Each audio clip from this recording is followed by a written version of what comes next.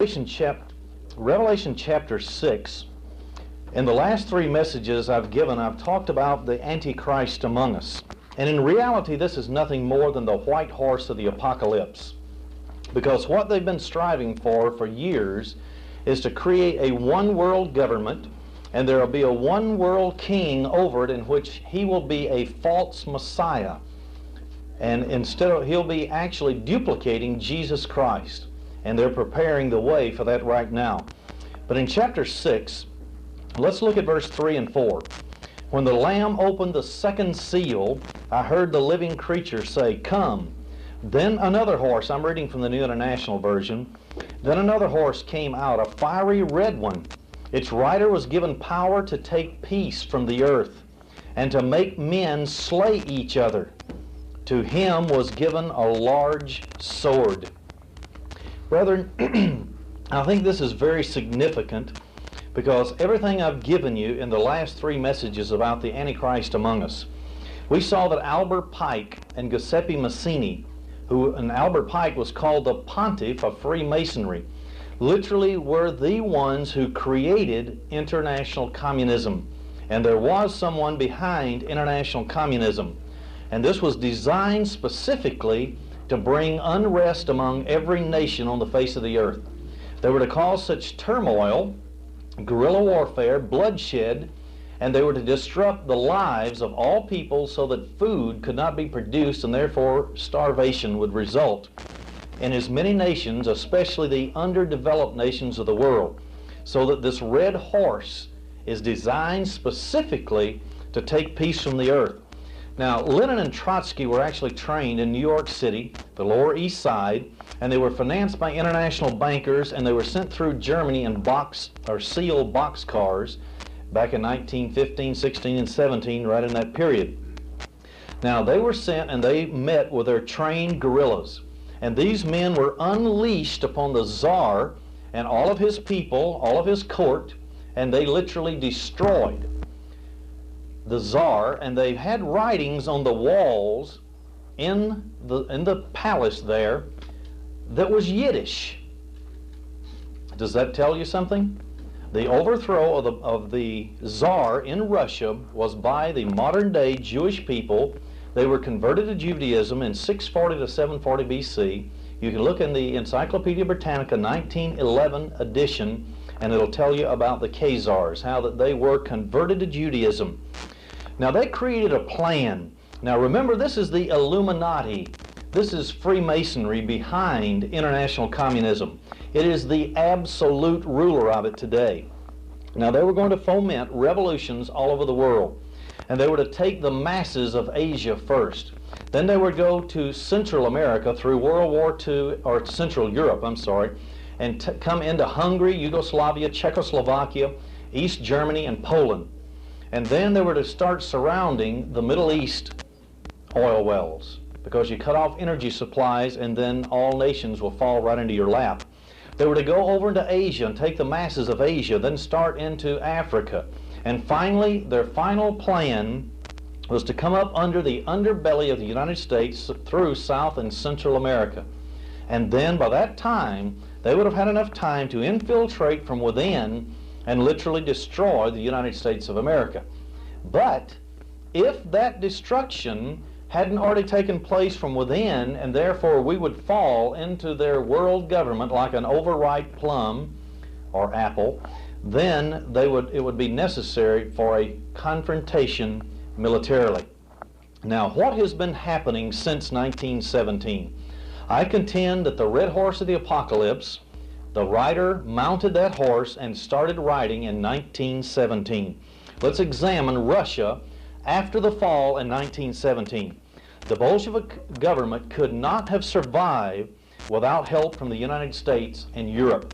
I'm talking about the ultra-rich of the United States and Europe, those who control all finances, such as international banking and the multinational corporations, which have board of directors that are interlocking with various companies, and therefore they control absolutely the economics of Europe and the United States. At first, Russia would not have survived if they hadn't have had help.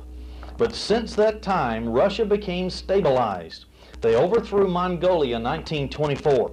By 1940, Russia had actually subverted several other countries, such as Estonia, Latvia, Lithuania. Then in the middle of the 1940s saw Albania, the Kuril Islands, North Korea, the Ukraine, Yugoslavia, Tanya-Tuva, Bulgaria, Hungary, Poland, Romania, Czechoslovakia, and East Germany all fall into the communist orbit. And in the St. Louis Post-Dispatch recently, in St. Louis, a Colonel Jack Moore had a tremendous two-page spread in that paper showing a map of the world, and that over 40% of it, pushing 50% of the world, has now fallen into the international socialist communist orbit. And he listed every single nation. I think there was like 47 to 50 or something like that, nations that have actually fallen. Also, I have a book that's very interesting. Maybe I'll loan it to some people someday. And it was written by a man who was in our State Department.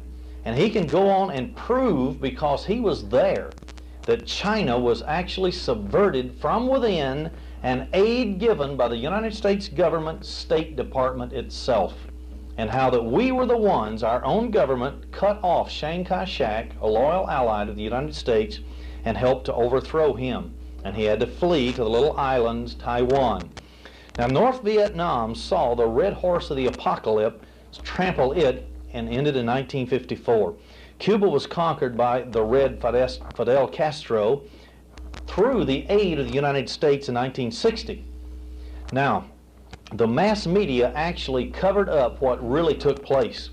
John F. Kennedy was told that we could go in and we could conquer Cuba and regain it through the Bay of Pigs invasion. However, he found out that he was absolutely lied to by those who surrounded him. As a direct result, he came out openly and stated that he was going to stop the Zionist control of the presidency of the United States. 10 days before he was assassinated, he spoke before Columbia University, and he stated that the high office of the presidency was being used to foment evil against the American people, and before he left office, he was going to expose it. 10 days later, he was a dead man. Now, these are the kind of people that we're dealing with in the world. They're vicious, they're anti-God, they have no desire to see any of us alive. They want to create a one-world government in which they must reduce the population of the world in half by the year 2000. And I want to give you some very revealing statistics before we're through. But by 1969, South Yemen was also in the red orbit. In the 70s saw Ethiopia, Haile Selassie, who had held the longest line of kings in the world, over 2,500 years, fell, and he was assassinated, which ended that long kingly line. Mozambique, Angola, Madagascar continue to fall. Finally, Laos, South Vietnam, Afghanistan, and then Cambodia. Little tiny Grenada, which President Reagan sent forces in to evacuate our people. And then Iran, with the Ayatollah Khomeini, which was trained in France by socialists and communists. And nearly all of Europe right now, the leading parties there are socialist. So if they do have a European Parliament, which they already have, but if it ever gains control of all of Europe, it'll be a socialist communist majority in Europe. Now, the Red Horse finally conquered other countries such as Rhodesia, Congo, Mali, Guyana, Syria, Libya, and now in South America, just like they said they would come up under the underbelly of the United States of America. They said that they have already taken Nicaragua. They're in the battle for San Salvador right now. Guatemala is about to fall, and they said that they would be at the border of the United States possibly by December of 1984. But now I'm not saying that, I'm not setting the date. I'm only saying that because of an intelligence report that came to me. Now we begin to understand why there is unrest all over the world. Because they planned it way back in the 1830s, 40s, 50s, and they finalized their plan in around 1897. And then by 1905, there was the first attempt to overthrow the Tsar in Russia, but it failed. And then in 1917, they finally succeeded. Now, if Russia, right now today, were dropping bombs on the cities of the United States, on Western Europe, what would we do about it? we would be at war with them, wouldn't we? And yet here today, the United States of America is building pipelines, oil pipelines. We're supplying all the parts, the tools, the pipes for them to build the largest pipeline in the world. And it's going to take oil into Western Europe. What happens now if Western Europe decides not to go along with the Soviet policy? They'll simply cut off the oil. Then Western Europe will fall into the socialist communist orbit. But you got to remember, though, those in Western Europe, a lot of the rich, there's 300 men on the continent of Europe that actually control it. And so this will be no big problem for the Europeans, because these are the very people that control it in the first place. Now, they also are helping to build, we've already done this, truck plants in Soviet territory. We ship grain to them to feed their very armies that are going around the world to overthrow us. And we're selling sophisticated computer technology to them right now for the very missiles that are aimed at us. And especially if you live in St. Louis with McDonnell Aircraft, you're one of the top targets. Yet according to the Revolutionary Catechism, which I've mentioned before in cassette tapes, they are at a war with us, even though they're not dropping bombs directly on our cities right now. They are at war with us, and they will never relent in their effort to take over the world, because they say in the Revolutionary Catechism that they are engaged in a war unto the death. And that's what we have to comprehend.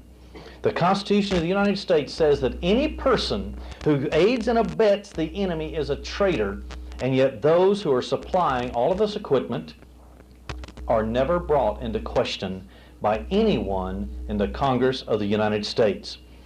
Now I want to make some quotes from a booklet that I have. It's entitled, "Why is the United States Building the War Machine of the USSR?" And I quote, "Without American technology and data, the Soviets would not now have vehicles in space, missiles targeted against the United States." On April 13, 1982, there's a Senator William Armstrong. He delivered a very hard-hitting speech before the Senate of the United States concerning East-West trade. According to Senator Armstrong, in just the last 10 years alone, the United States and other Western nations, specifically Germany and Japan, have sold the Soviet Union and its satellites over $50 billion worth of sophisticated equipment, which they could not produce for themselves.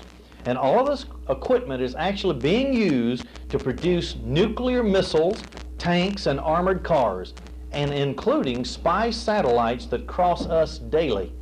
And it also includes equipment for their own air defense radars. Now, in addition to this, the Soviets have been able to purchase entire factories designed and built in the West by Western engineers and financed in large part by American and West European international bankers. Now, much of this production, of course, of these factories is devoted to the manufacture of military hardware, because they're not interested in their people. They're only interested in supplying their armies with military equipment so that they can undermine every nation and overthrow governments, and for bringing such unrest into the world that people will throw up their hands and finally give in to a world government just to have some peace, as some of the protocols which I read in the previous 3 messages. Now think about this for a minute.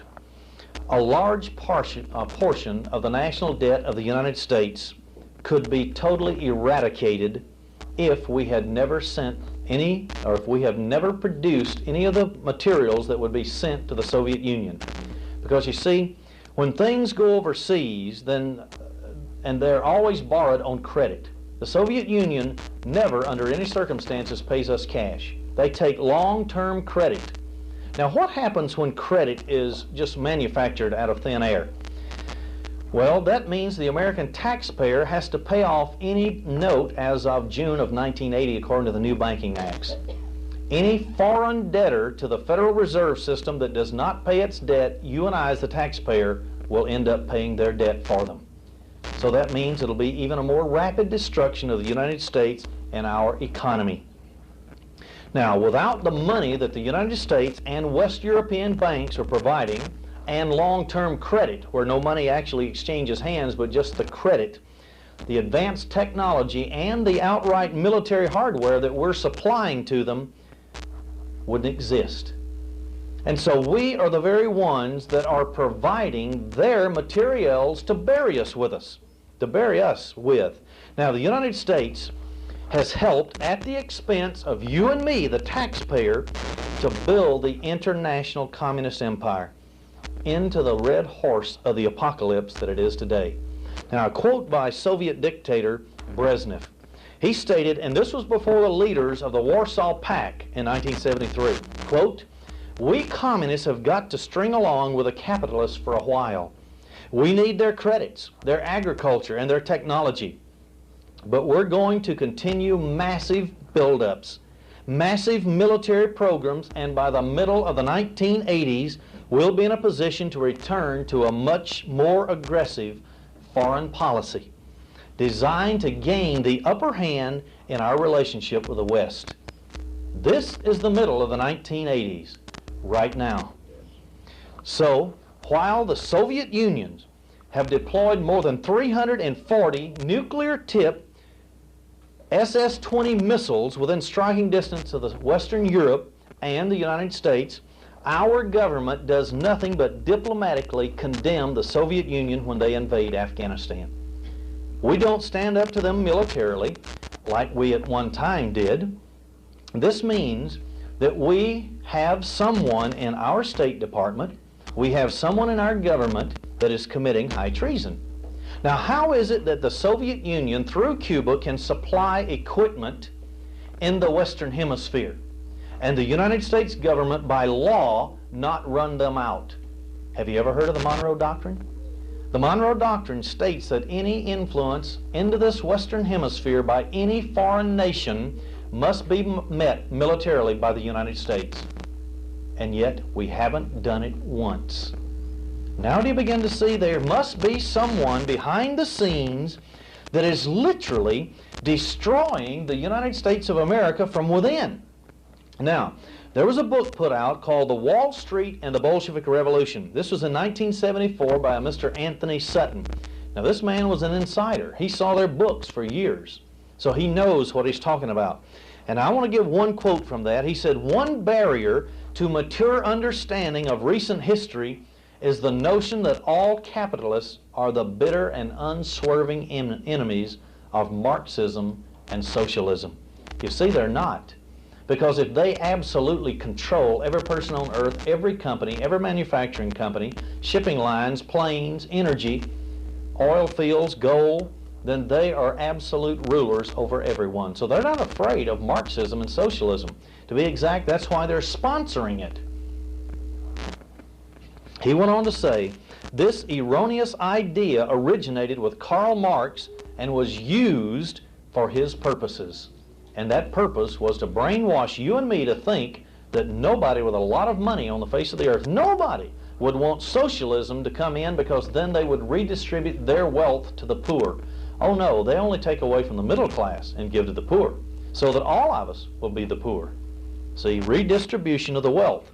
I'll continue the quote. There has been a continuing, albeit concealed, alliance between international political capitalists and international revolutionary scientists or socialists to their mutual benefit. So they are benefiting one another, international socialism, communism, and the ultra-rich of the earth, the international bankers, and those of the multinational corporations. Stop and think of one other thing. According to the law in the United States, you cannot own a monopoly in this country. And yet today, and it's stated so in the protocols, that after a certain period of time they would begin to heap to themselves monopolies of such tremendous proportion that the entire economy of all nations would collapse around it and they alone would survive. And what do we see today? You see all the giant companies all over the United States coming up, and then the little man is being pressed out of business. And then you look at who is the head of the chairman of the boards. You see who are the presidents of these companies. And then you look across a board, you get a ledger sheet and put all their names there and see that one man is on the board of directors of another one. And then he also was on the board of directors of another one. So you have interlocking board of directors so that the same people are making decisions for all the companies. Now do you see how they're taking over the United States, and we haven't even realized it before. On January 16th, 1967, the New York Times reported this: an alliance of family fortunes linking Wall Street and the Midwest is going to try to build economic bridges between the free world and communist Europe. And it went on to show that it is those individuals or those companies headed up by Cyrus Eaton and the Rockefeller family that are building these bridges with the Soviet Union. Now, that's all I want to talk about tonight on the red horse of the apocalypse, because the major part of this message, I want to get to the pale horse, because we've already got a magazine and a tape on the red horse, the black horse, and I want to get into the pale horse. But I do want to discuss just a couple of things about the black horse before I get into the pale horse. Now, verse 5 and 6. When the Lamb opened the third seal, I heard the third living creature say, "Come." I looked, and there was a black horse, and its rider was holding a pair of scales in his hand. Then I heard what sounded like a voice among the four living creatures saying, "A quart of wheat for a day's wages, and 3 quarts of barley for a day's wages, and do not damage the oil and the wine." Now, this is a black horse that is going to come on the scene, and it's going to produce some devastating effects for everyone on the face of the earth. Now, within the last few years, there have been an understanding of a man by the name of Tesla. Now, this man Tesla was a very important inventor back in the latter part of the 1900s and early part of this century. And with all his inventions together, and you learn how to modify the weather, which we've had at this feast this year. Because you see, he has invented giant electromagnetic frequencies, extremely low. These will be invisible magnetic fields, and they'll go all the way from the ionosphere up in the clouds, all the way down into the core of the center of the earth. Now what happens is, as the jet stream, which moves from west to east across the United States, then it is diverted by these giant standing waves, and if it goes way up into the north, then of course you have warmer air from the equator coming up out of the Caribbean, and you have tremendous heat waves. And then when they divert the jet stream to the southern hemisphere of the United States, you have the cold air coming in from the north. So this is called weather modification. Now, if you're wondering what happened to us here, and this is the first time I've ever been to a Feast of Tabernacles where it's rained every day but one. If you noticed on the news, and I saw this the night before we came down here, I saw it again last night, for the first time in the history of weather forecasting, the jet stream split in half. Half of it went along through the middle of Texas and Alabama and Louisiana, the other half up along the Canadian border. So you have a giant mass of stagnant weather, clouds, right in the heart of the United States. And it's not moving very fast because of a giant standing electromagnetic wave around Seattle, Washington. And now anyone who's done any studying into this realizes that there are 2 huge magnetic wave plants in the world today, 2 of them. One in Russia, and they put out 40 million watts of electricity. That's their potential. And it was built in the United States of America, put in a United States of America plane, shipped to Russia, and installed there, given to the Russians because it was a joint cooperative effort, and we gave it to them to use.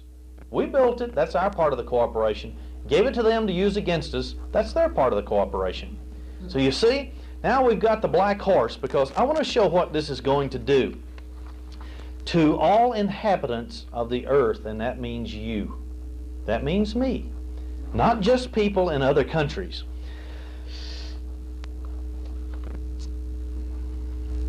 I want to just pick up part of this because the main part is going to be on the pale horse, which I've never reported on before. Okay, now the Council on Foreign Relations was originally formed for the purpose of taking control of all American foreign policy for the benefit of international banking. But it expanded from there, and now its present goal is world government. Now, what do they have to do with weather modification and what's going on in the world today? Okay, let's see. I'll just give some reports right out of newspapers and so on, various newspapers. In 1974, a summit conference was held in well, this is a Soviet name, so let me get this straight. Vladivostok, close, at which discussions on weather modification were held. Now, here's some of the people that were present. President Gerald Ford, Henry Kissinger, Council on Foreign Relations. He was the Secretary of State that actually represented us, and he was sent there by Gerald Ford. Met with Soviet dictator I'll skip the first name, Brezhnev, and other officials of the Soviet Union. Now, this was interesting to me that the Soviet Union had twice the number of delegation that the United States had. It seemed to me that Mr. Kissinger went there with one specific set of ideas and just relayed them to the Soviet Union, and that's the way it was. So we didn't need patriotic Americans at that particular meeting. Now, discussing this particular meeting, Don Bell, who puts out a report, and it's circulated all over the free world, March 23rd, 1979, here's what he said. Since it was known that Russia was experimenting with weather modification, it was suggested that the two superpowers collaborate. Like they had already agreed to collaborate in outer space exercises. The United States and the USSR were supposed to work together, and apparently did so. But in the Soviet Union. Why not in the United States? Well, if you do it in the Soviet Union, then you can use their experiments against us. That's the main reason. That is, Russia supplied the location and the personnel, while the United States supplied the technology and the equipment.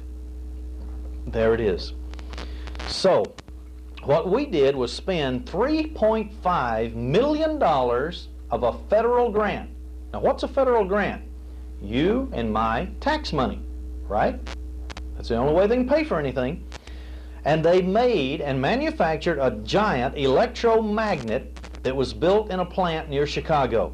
It weighed 40 tons and was capable of generating a magnetic field 250,000 times greater than that of the Earth itself.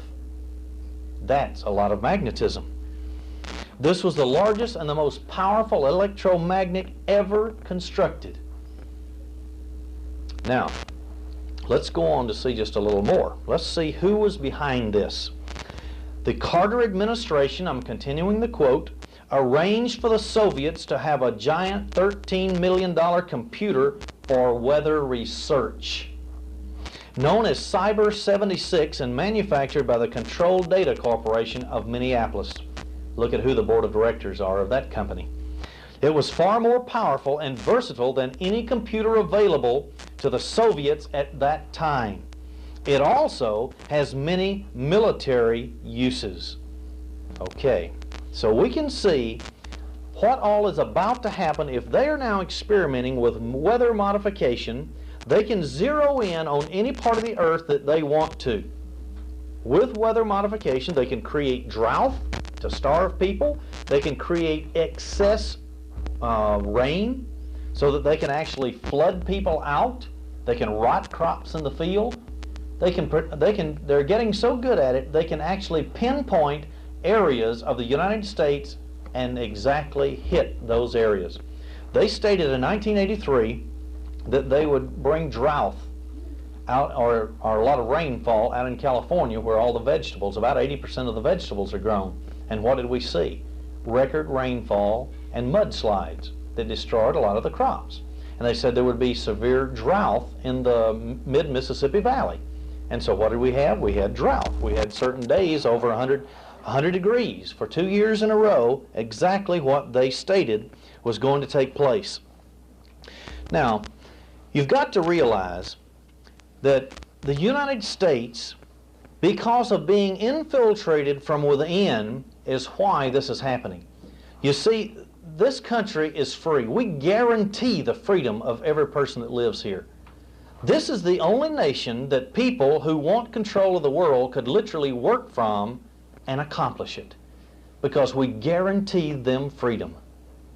You see, if they lived in a country where there's a dictatorship, and that dictator didn't want them working this program for world dictatorship, they could just take over and kill them right on the spot. But in this country, they have worked their way into the government and taken over. Now I want to show you how the Black Horse is, what it's doing right now today to us. There was a report or an article called End Time Weather by N.W. Hutchins. He said, and I quote, "The Earth's ecology, which makes life possible on this planet, is delicately balanced." Very delicate. According to the often quoted scientific sources, the rise or fall of the average temperatures 3 degrees will either bring on an ice age or melt the polar ice caps, causing massive floods and inundating entire islands and reducing continental land masses. And they've been talking about for years that New York and California were going to be flooded.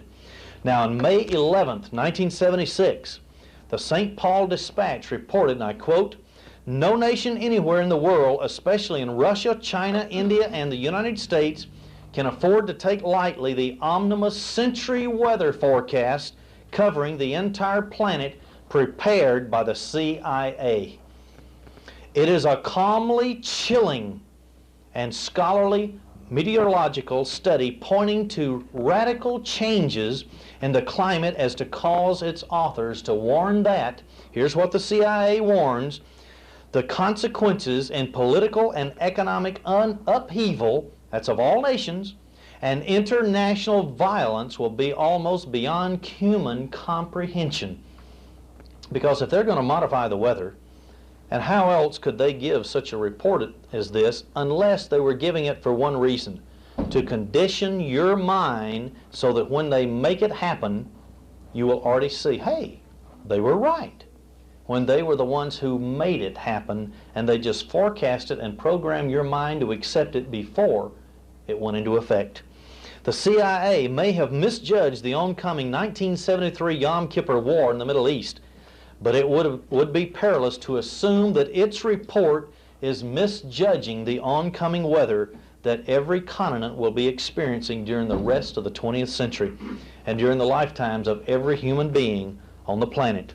Now they went on to show that because of all the increase in rain and because of severe drought, because of weather modification, that there would be such frustration and fear of all people that war would become inevitable. Why? Because of massive starvation and death, and therefore people would fight for the dwindling supplies to keep themselves alive. Man-induced. The 4 horsemen of the apocalypse are all man-made, man-created, and they're created by specific people called the Antichrist for the purpose of bringing about their long dreamed of one world government. They went on in this quote and said, "Over the vast areas of the earth's land mass that even now cannot produce enough food to feed the people, the signs now accumulating point to these forecasts." Here it is. "There will be destructive droughts where droughts have never been before. The climactic changes that have taken place during the past 5 years can, the experts are convinced, bring consequences such as the following. The Soviet Union would lose the lush wheat fields of the entire, and this is their Great Plains over there. China would experience a major famine. And of course China only has, what, 1 billion people, a fifth of mankind. Droughts would grip India, resulting in starvation for 150 million people. China would lose 50% of its productivity." Wow. Where are they going to get their food? They're not. That's why war is inevitable. It's going to ravage this earth. Europe's food exports would drop to 0. And now what has President Reagan authorized and the Congress of the United States passed laws reducing dairy output starting this year. Milk will no longer be exported from the United States. Cheese will no longer be exported. And they're going to reduce the dairy herds to produce planned starvation. This is insane. But of course I guess Satan is insane. The United States would be least affected according to this report. But with food shortages stalking the rest of the world, the United States would only continue to provide marginal and selective assistance. End of quote. Now, when anyone who has seen parts from or all of the Global 2000 report realize that the Club of Rome has already said that the earth must be reduced, all of its population, in half by the year 2000. They say we must eradicate all useless eaters from the face of the earth. Now do you begin to understand why elderly homes, elderly complexes are built on the outskirts of every city in the United States? The useless eaters, because they say in the Global 2000 report, the first ones that must die are the elderly. And I'm not trying to scare anybody, I'm just trying to tell you what they're saying and they have projected for us. These are the Antichrist people. Nice guys, aren't they? They control these extremely low frequency magnetic generators. They're the ones that control it. They're the ones that are going to create this massive starvation, and that's why it's called the black horse of the apocalypse. Now let's go just a little further, because in 1982 and 83, something happened that was literally, has never happened in the history of the world before. What is called the El Nino, which diverts jet streams way out over the ocean, that actually creates the climate that will be for the continents and so on. Now, in Peru and Bolivia, this was in 1983, there was a drought resulting in damages of $240 million. While in Brazil, Argentina, and Paraguay, there was flooding that killed 170,000 people. Or 170 people, I'm sorry. 600,000 lost their homes. And the resulting damages amounted to over $3 billion, and that's just in those three countries alone. All because they're changing the jet streams that determine all weather within the United States and all around the world. See, because you can't just divert the jet stream and just it affect us, because then it has repercussions like, like you set up dominoes, push the first one down and it just has a domino effect. Well, now I want to give you a quote from the Los Angeles Times. Quote, "In desert areas of Peru, Ecuador, and Bolivia, where the climate is normally so arid that roofs are not built watertight, 12 feet of rain has fallen, compared to a normal of 4 to 5 inches. Meanwhile, in agricultural regions north of Bolivia and south Peru, there have been no rain in 8 months. Roads, including the Pan American Highway, ended in lakes several miles long because of this 12-foot rain. They said that some 40,000 adobe homes had just melted because of such intense rain. And then in other areas, the heat." Well, there are many, many, many quotes that I could give you on the black horse of the apocalypse. But I think we can see by the diverting of the jet stream, you can literally create famine by intense heat. And it actually breaks down the ionosphere also. But also, in the black horse of the apocalypse, there's something that we haven't stated that much about. But in the black horse of the apocalypse, remember it said that you would go out and try to buy things and it would cost a great deal of money? Right now, every nation on the face of the earth has been expunged from the gold and silver standard. There may be one. I think West Germany may still be on the gold standard. But all of the nations are now on fiat money, paper money. So these international bankers just create loans by putting a deposit slip in your bank account. And all of a sudden you've got all this money. But it's just plain paper. And then all of a sudden when you try to pay back $110 when you borrowed $100, it's impossible to do. So you see, you have to borrow more money to pay back the interest on the money you borrowed. So what is happening is you're creating massive debt on every government in the world. Now, all over South America, Poland, Argentina, Uruguay, Chile, many other countries are right now on the verge. Well, they've already been declared bankrupt except by banks. Everybody knows they're bankrupt, but they can't call it bankrupt because if they did, then one nation wouldn't pay back their loan, then they would have a domino effect. Another one wouldn't pay back. So then everybody would want to get their money out of the banks. That would create a run on the banks. So what happens? Inflation. Inflation. You've got more and more dollars out there trying to buy one piece of bread. So the price goes up, up, up. So that pretty soon you're trying to buy a bottle of milk and it costs you $2, then $4, then $8. Then you better go get your paycheck before, it goes up the next hour like it did in Germany after World War II. Pretty soon every nation's money will fail and collapse.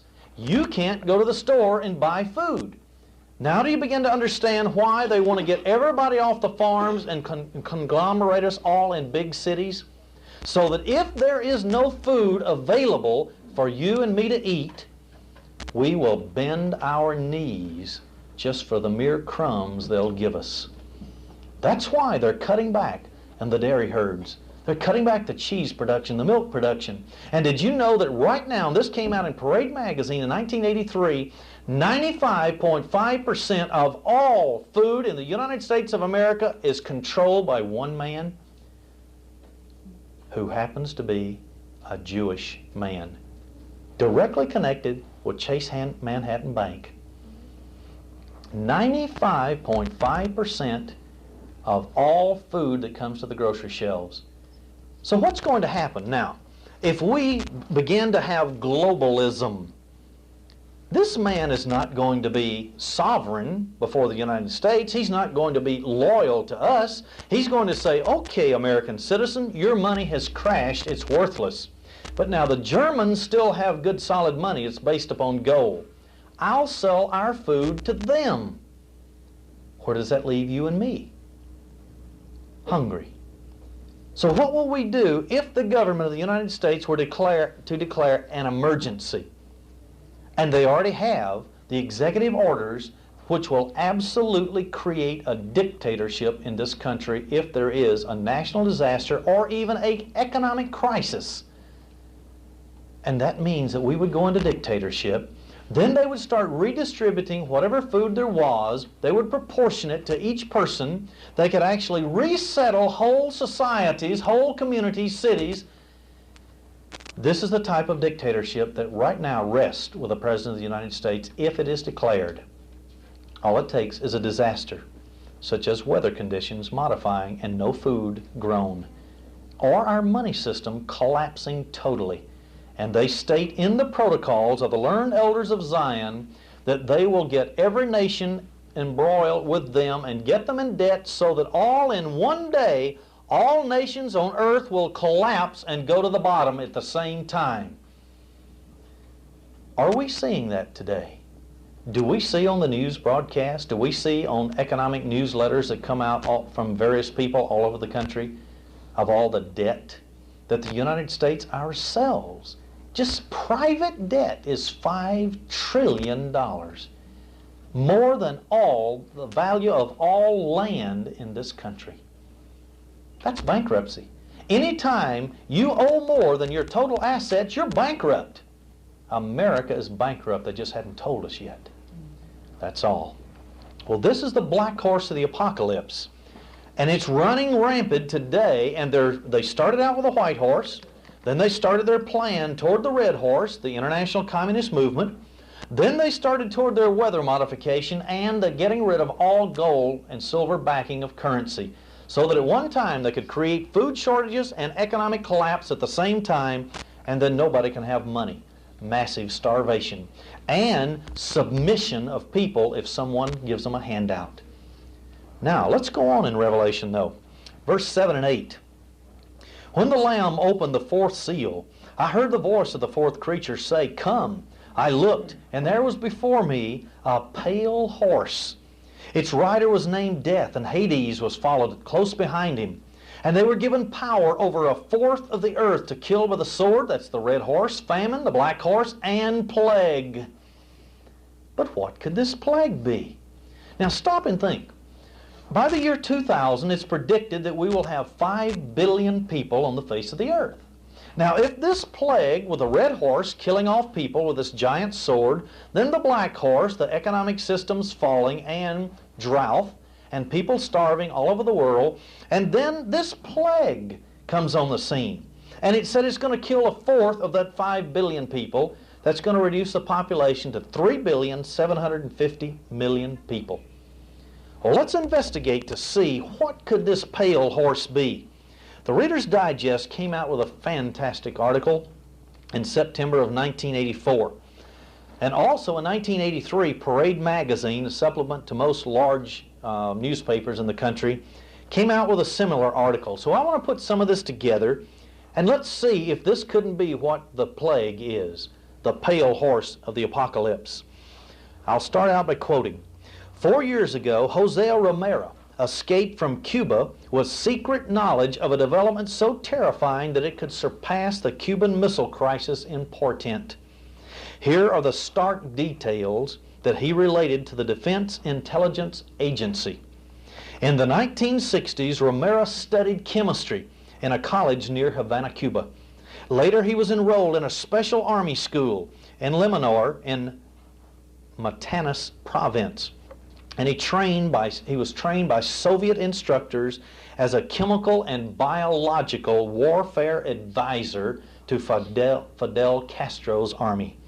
The Russians taught him that bacteria produced by rats, flies, and other organisms could be introduced into an enemy's atmosphere or water supply. Romero said that he had been shown pictures of United States cities that were possible chemical and biological weapons targets. Our Soviet briefing, this is the briefing of this particular man, claimed that a deadly toxin strategically released in the Mississippi River could contaminate 1/3 of the United States. This is biological and chemical warfare. Romero's story is verified by other sources, including a former interpreter for Castro. Both defectors have described Soviet chemical units and underground storage sites, some so sensitive that they were protected by surface-to-air missiles. That's protection. Something has got to be important down there if they're going to protect it by surface-to-air missiles. These facilities, one defector warned, are part of a chemical and biological strategic system developed by the Soviets and more dangerous than anyone in the United States can even realize. And I think before I'm through, we'll realize it. Meanwhile, reports had been reaching, that was this Defense Intelligence Agency that I referred to before, the Defense Intelligence Agency headquarters revealing that the Soviets were putting into practice in Asia, this is their testing ground first, what they had been preaching in Cuba's chemical biological warfare schools. In March of 1981, Thai citizens died from poison placed in drinking water by Vietnamese troops. Others bled profusely from the nose and mouth. 2 months later, Thai soldiers captured 2 Vietnamese trying to poison the water supply to this particular city, a relocation camp in Thailand. From Afghanistan came this horrifying report of gassings and poisonings. A favorite Soviet practice, and listen to this, pouring deadly chemicals into the guerrillas' underground canals used primarily for irrigation. Victims of the Soviet-made chemical and biological agents have included Lao Hill tribesmen, which I've reported on before. Those are the ones who resisted the takeover by the communists, and they helped the United States. Also, people who are fighting to overthrow the communists in Afghanistan, Thai soldiers, Iranian Revolutionary Guards, Chinese soldiers, even civilians in the Soviet Union.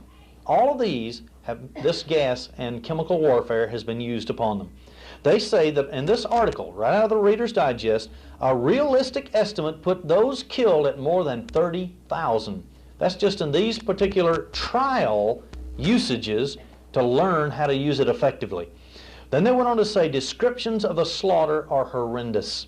The biologically produced poison has come to be called yellow rain, and it causes its victims to bleed through every body orifice, every place that anything could come from, including ears and eyes.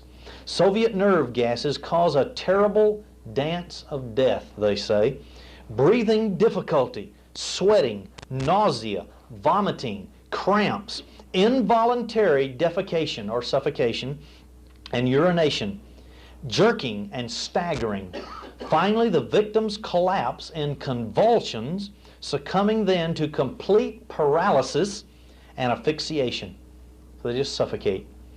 One chemical agent used in Afghanistan causes corpses to bloat abnormally, the skin turning black and begins to flake away from the bones in less than 1 day.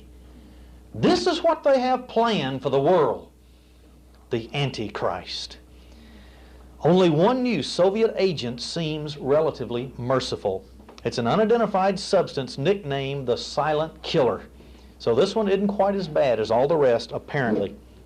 This is spread by Soviet troops in the eastern and northeastern provinces of Afghanistan since middle of 1981. It is so swift that victims die as if frozen in place. So it's more merciful because you die instantly. And what it is, the Soviet Union has developed this agent, which actually they can use it as a beam weapon too. And they can beam it right here where we are, and it actually extracts all the heat right out of your body, and you die instantly, and you just remain here, petrified. Not scared, but what is it when you just don't decay? You become like a rock. All the heat's just taken right out of your body. But it doesn't destroy anything except humans or animals. And all heat's just extracted from your body. Soviet deployment of chemical and biological weapons is by no means a recent phenomena. Red Army troops captured by the Germans during World War II told of an extensive Soviet program beginning in 1939, that far back, including development of a powdery yellow-brown agent called Lebeda, L-E-B-E-D-A, that could be sprayed from aircraft. And this is what they've been using as the backbone of their whole system, and they've derived other agents from that. They went on to say that certain intelligence analyses were so committed to the continuance of the 1972 Biological and Toxin Weapons Convention that prohibited development and production and stockpiling of these materials that they at first gave little credence to any report suggesting that the Soviets were cheating. See, we made a pact in 1972, we signed it, and the reason I know this is my dad was worked for the Anniston Army Depot called Bynum in Bynum, Alabama. It stored this gas. And he was a firefighter that had to go out every day, put on his mask, turn a little rabbit loose in it, see if it died first. If it didn't, he had to go in and check all the systems to make sure there were no leaks. And he put on all his gas masks and chemical masks, bacteriological masks, to make sure none of it crept into him if there was a leak.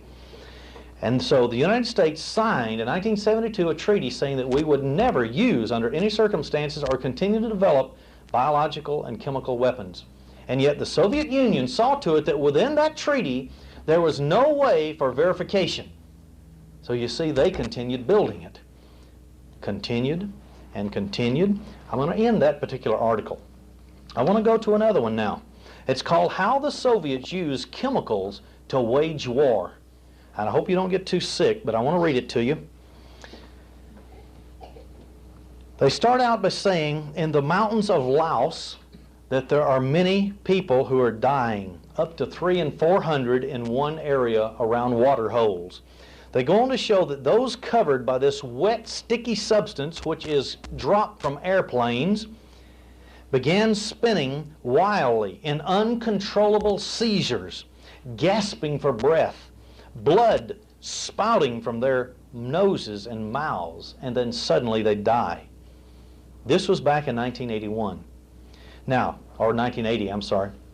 Nearly 2 years later, in November of 1982, there was a village where this 13-year-old boy, suddenly he was on a vacation because, see, in a lot of places where they're heavy agriculture, they let out their schools at the time when you go out and harvest the crops out of the fields.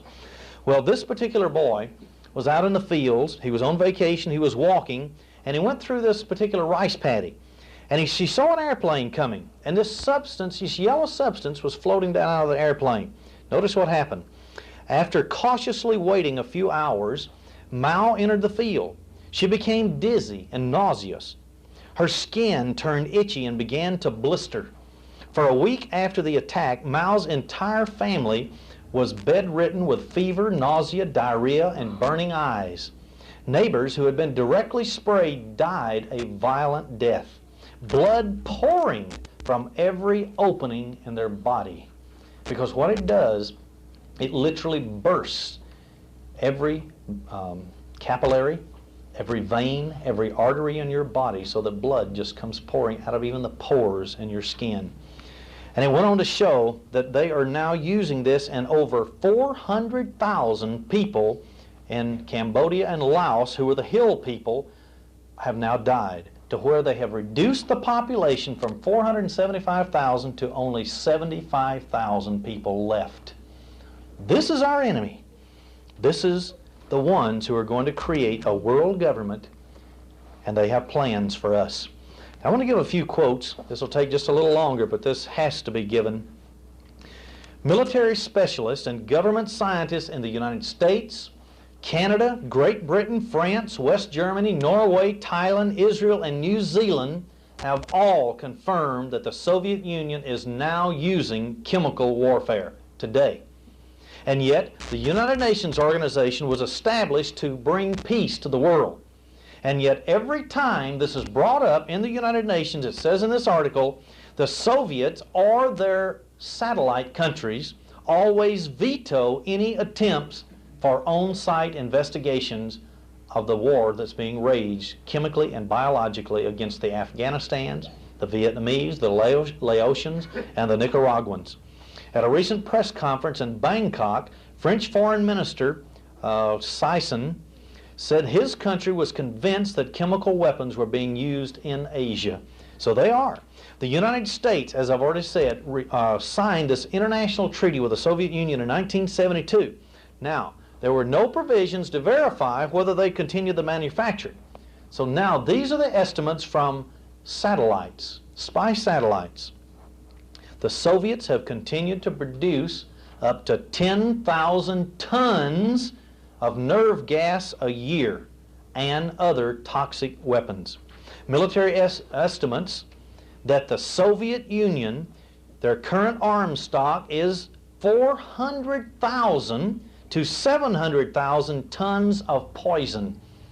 What does this amount to in percentages of their total ammunition for warfare? 15 to 40%. Now there's a reason for this, and I'll give it to you in just a minute because it spells it out in this article incredibly.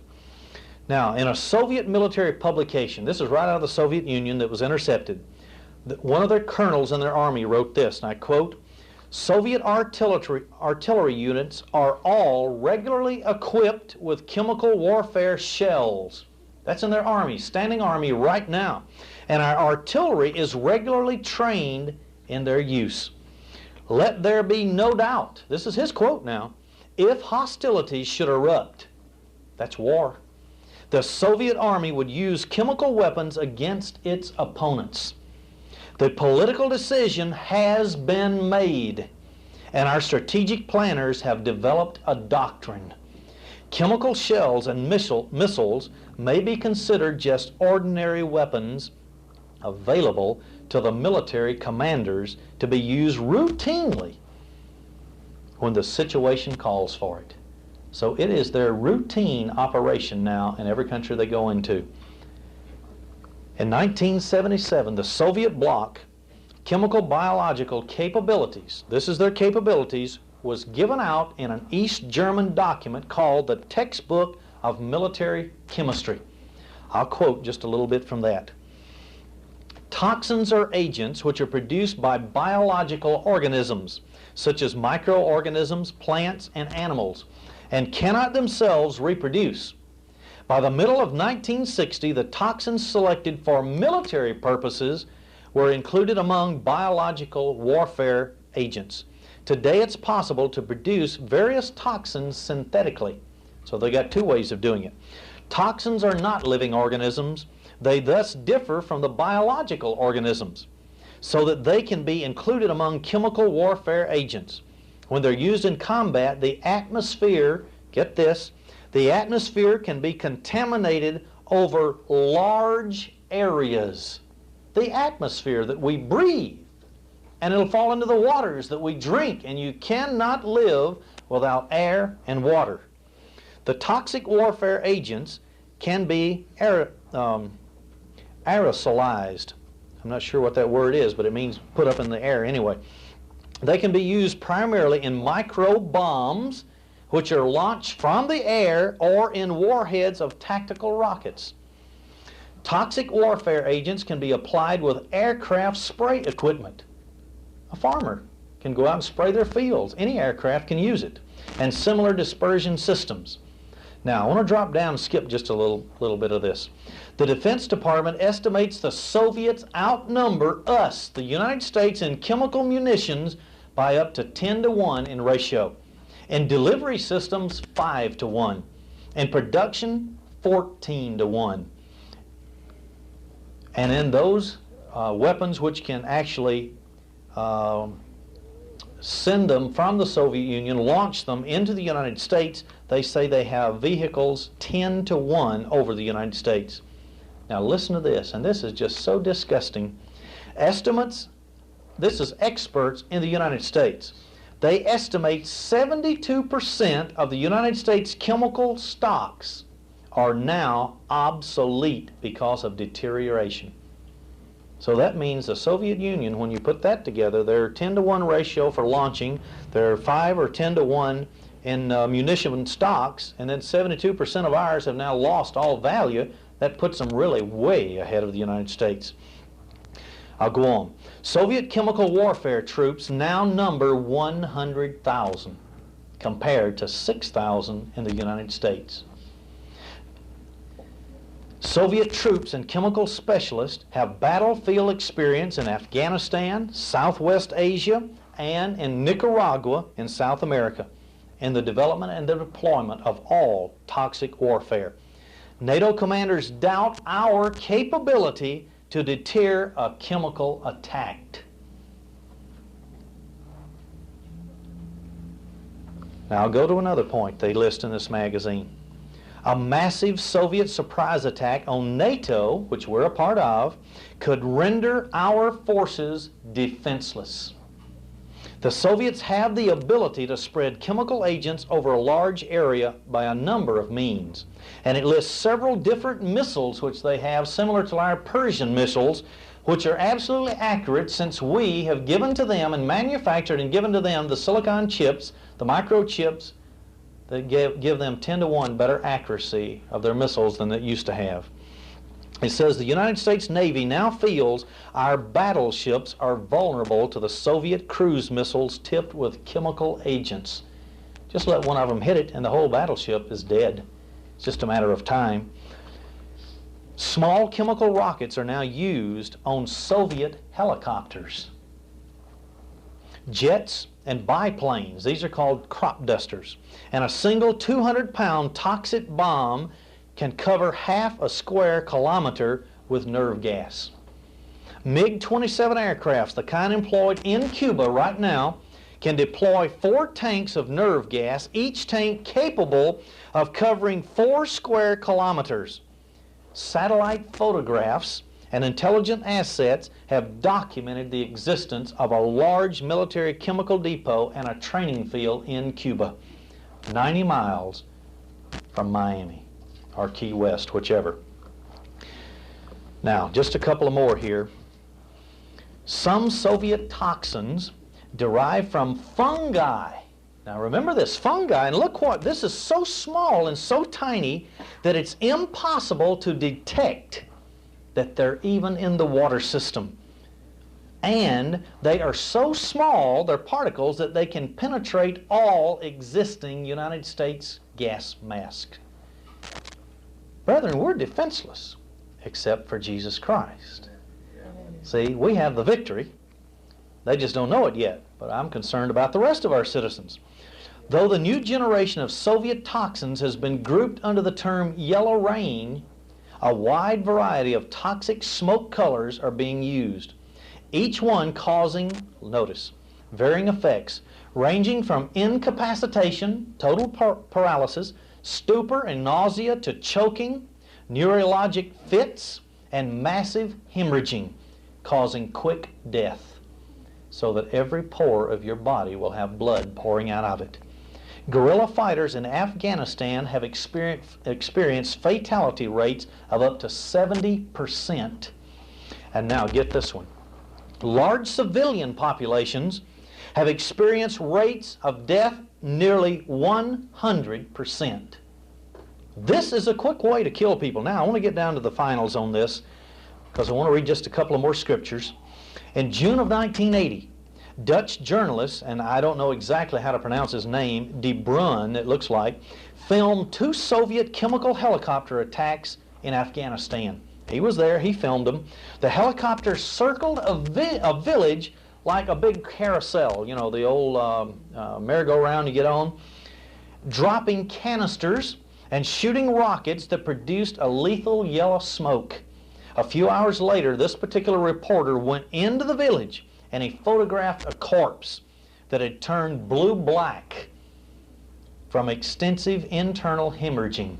All blood vessels in the body had burst. There was no blood left in his body due to chemical exposure. And this man himself suffered from blisters, facial swelling, nausea, diarrhea, and cramps for 10 days following that attack and him going in to photograph it. And his photographs are now on file with the governments in Western Europe and NATO and the United States. So this is very interesting to me, and it tells me how they can bring plague upon the world. Because it said that 1/4 of the not the United States, but 1/4 of the population of the earth will die from this plague. So if this were to happen, and 1/4 of the population die, that means out of 5 billion, there's only 3,750,000,000 left. Now, and if this doesn't do the trick, what are they going to do to finish off the world so that we will submit to a world government? Revelation 9, verse 15. Revelation 9:15. You can read the preceding verses getting down to this. And the 4 angels who had been kept ready for this very hour, day, month, and year were released to kill 1/3 of mankind. Now, we've already seen 1/4 died, so there's 3,750,000,000 left, so now another 1/3 is going to die from nuclear warfare. Because once all these things happen, now you're going to have to fight to survive. So that reduces the population to 2,500,000,000 people. Half. What did the Club of Rome say in their Global 2000 report? They said by the year 2000 they had to reduce the population in half. How much clearer can Bible prophecy get? It's just jumping off the pages for the final scripture tonight. Brethren, there is coming a world government according to Revelation chapter 13. This world government will last for a short period of time, and the mark of the beast will be forced upon the world. We won't take the mark of the beast because, you see, God will not put any true Christian under any trial that he cannot withstand. So that means you, if you're not divinely protected, you will at least have the power of God to die for Jesus Christ. You will, because God will give it to you. He'll never call you to victory and allow you to lose. Only you can cause yourself to lose. Now in Zechariah 14, and this is our hope, because you see, the Antichrist system is going to produce a world religious leader. He's going to be worshipped as God. The red horse of the apocalypse is going to ride the black horse, and then they're going to bring about this pale horse, which they're already doing. We're in these horses. We're down the line. We're deep into the book of Revelation. Zechariah 14, behold, the day of the Lord comes, and your spoil shall be divided in the midst of you. I'll gather all nations against Jerusalem. This is at the end of this 3.5-year period when this beast is going to rule. The mark of the beast will be enforced, and at the end of that period of time, he's going to gather the nations. And then down in verse 3, then shall the Lord go forth and fight against those nations as when he fought in the day of battle, and his feet shall stand in that day upon the Mount of Olives. Then drop down to verse 5, the latter part. And the Lord my God shall come, and all the saints with you. Then down to verse 9, and the Lord shall be king over all the earth, and in that day there shall be one Lord, and his name one. And brethren, we are going to have the fantastic opportunity, as at that time the saints, the true spirit beings, sons of God, with at that time immortality. we will have already received our opportunity and our reward of rulership. Which nations, which cities that we're going to rule over by the time this takes place. And we stand on the earth. And then there's going to be atonement for the world, and all the sins of Israel is going to be washed away when Jesus regathers them. And then by the time that the 1,000-year rule of Jesus Christ starts, see, the whole world will be at peace. And then there's going to be a monumental occasion that's going to take place in verse 16. And it shall come to pass that of every one that is left of all the nations which come against Jerusalem shall even go up from year to year to worship the King, the Lord of hosts, and to keep the Feast of Tabernacles. And brethren, you will be there as their teachers. Praise God, and let's speed that day. Amen.